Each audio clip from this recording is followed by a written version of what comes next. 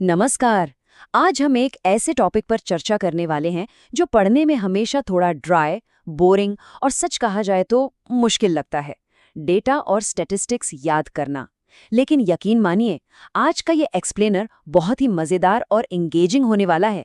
हम माही GK tricks के source material के जरिए इंडिया की 2025 और 2026 की ग्लोबल रैंकिंग्स को बिल्कुल नए और हटके तरीके से डिकोड करेंगे। इन ड्राई नंबर्स को ऐसी कहानियों में बदलेंगे कि वो दिमाग में हमेशा के लिए छप जाएंगी। तो चलिए शुरू करते हैं। आज की इस चर्चा का रोड मैप बिल्कुल क्लियर है। पहले द इंडेक्स मेमोरी चैलेंज को समझेंगे, फिर ग्लोबल पावर एंड सिक्योरिटी, उसके बाद climate and environment, society, rights and happiness, और फिर टेक, ट्रेड एंड इनोवेशन पर आएंगे। आखिर में इन सब निमोनिक्स के जरिए रिकॉल करने की कला को भी मास्टर करेंगे। लेकिन सबसे बड़ा सवाल उठता है, क्या वाकई 30 से ज्यादा ग्लोबल रैंकिंग्स बिना भूले याद रखी जा सकती हैं?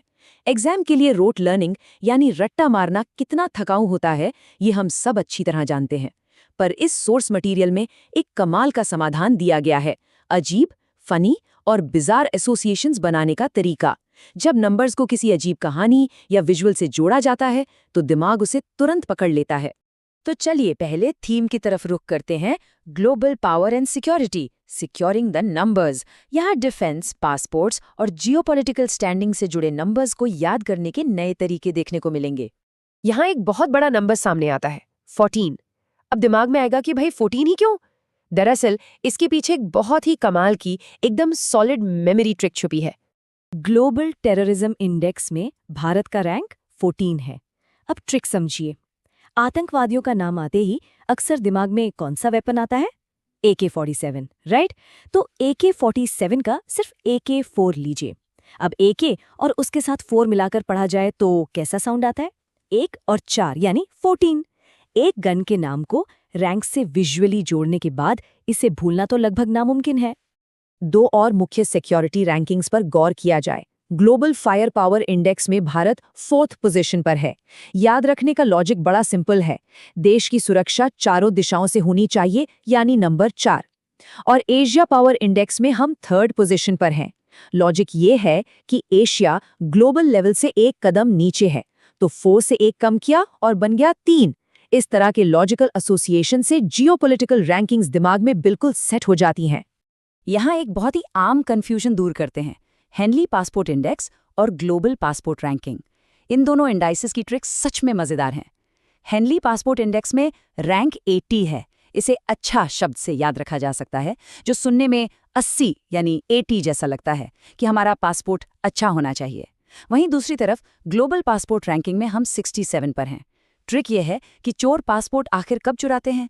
शाम के 6-7 बजे चोरी करते हैं ना, तो 6-7 से बन गया 67। एकदम सिंपल।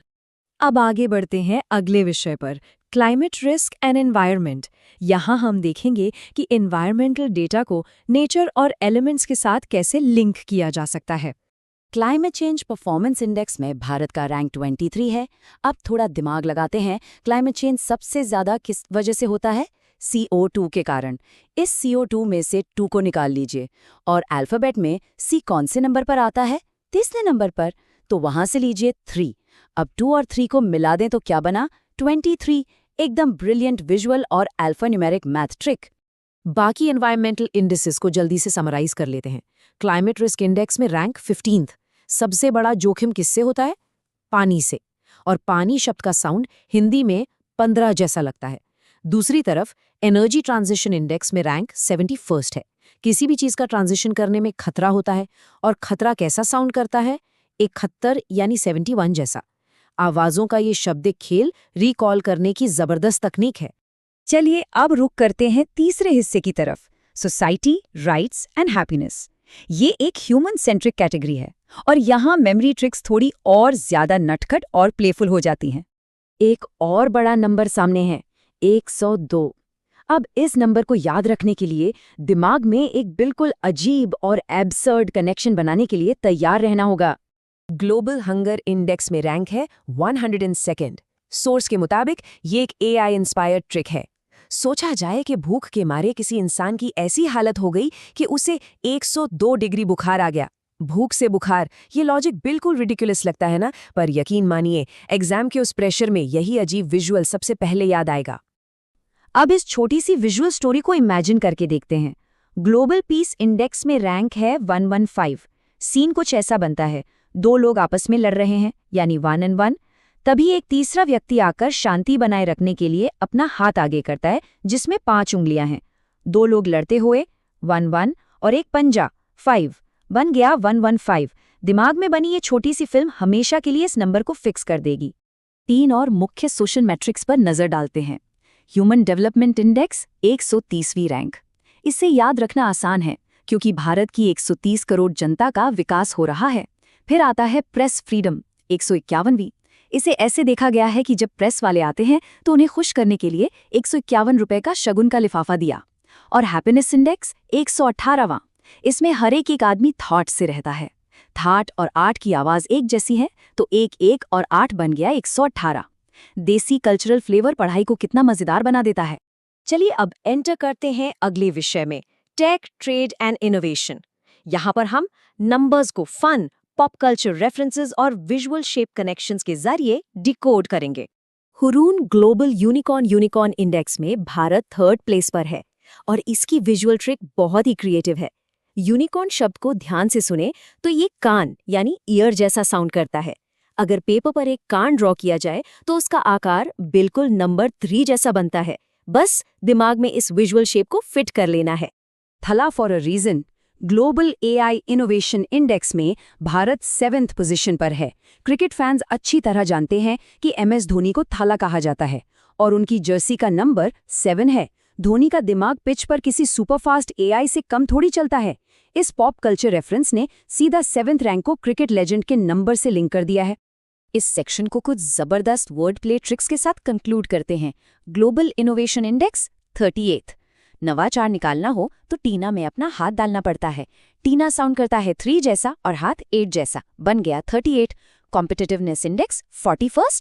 प्रतिस्पर्धा यानी कंपटीशन होने पर ताली बजती है, एक ताली, जो सुनने में 41 यानी 41 जैसा लगता है।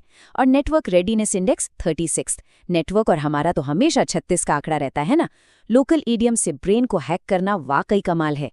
तो इन सभी डेटा पॉइंट्स को एक्सप्लोर करने के बाद अब आते हैं मास्टरिंग जीके विद निमोनिक्स पर, क्योंकि बात सिर्फ इन स्पेसिफिक डेटा पॉइंट्स की नहीं है, ये इफेक्टिव लर्निंग के एक पूरे प्रोसेस के बारे में है। एक छोटा सा रिकैप देखते हैं कि हमने किस तरह की मेमोरी ट्रिक्स का इस्तेमाल किया है। विजुअल शेप्स देखें, जैसे यूनिकॉर्न को कान के शेप यानी 3 से जोड़ा। फोनेटिक वर्ड प्ले देखा, जैसे टेररिज्म में AK-40 और 14 का संबंध। और पॉप कल्चर रेफरेंसेस देखें, जैसे AI इनोवेशन में सीधा धोनी का नंबर 7। इस सबसे उस पैटर्न को समझने में मदद मिलती है जो इस क्रिएटिव लर्निंग के पीछे काम कर रहा है।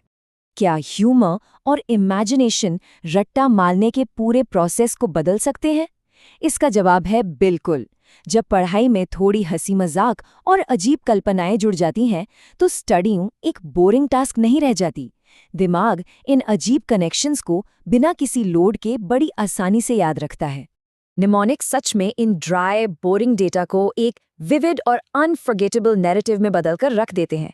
एक स्ट्रक्चर्ड इमेजिनेशन किसी भी ऐसे लर्नर के लिए सबसे बड़ा हथियार बन सकती है जिसे ढेर सारा डेटा और फैक्ट्स याद रखने हों। और अब इस पूरे विश्लेषण को खत्म करते हुए सोचिए, आज देखी गई इतनी सारी रैंकिंग्स में से कौन सी ट्रिक सबसे ज्यादा दिमाग में छप गई है? वो कौन सी को की ट्रिक है जो अगले एग्जाम में तुरंत याद आने वाली है? पढ़ाई की जर्नी में इन तकनीकों को जरूर ट्राई किया जाना चाहिए। इन विजुअल कहानियों के जरिए डेटा को समझना एक नया अनुभव रहा होगा। तो बस नए तरीके से सीखते रहिए और इमेजिनेशन को पूरी उड़ान भरने दीजिए।